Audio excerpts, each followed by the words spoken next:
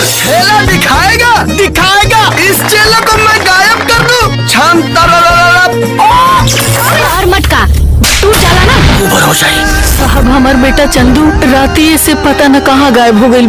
तो hello guys, आप सब कैसे हो। आप सभी के बीच में एक बहुत ही जबरदस्त मूवी की फिर से एक बहुत ही बड़ी खबर लेके आए दोस्तों जिस मूवी की बड़ी खबर लेके आए उस मूवी का नाम है सैया जादूगर। जी हाँ दोस्तों, सैया जादूगर बहुत ही जबरदस्त ड्रामा, एक्शन और एक लव स्टोरी मूवी है दोस्तों। जी हाँ दोस्तों, सैया जादूगर मूवी में सुपर स्टार लाडो मदेसिया और संजना पांडे बहुत ही जबरदस्त भूमिका निभाते दिखाई दे रहे हैं दोस्तों। जी हाँ दोस्तों, उन्हीं के साथ साथ महेश आचार्य, प्रकाश जैस और सीपी भट्ट और अन्य कलाकार बहुत ही जबरदस्त भूमिका निभाते दिखाई दे रहे हैं दोस्तों। जी हाँ दोस्तों, इस मूवी की कहानी जादूगर और एक कला के ऊपर बनाई गई है दोस्तों। जी हाँ दोस्तों, उन्हीं के साथ साथ लव स्टोरी, इमोशनल और एक्शन में भी ये मूवी देखने को मिलेंगे दोस्तों।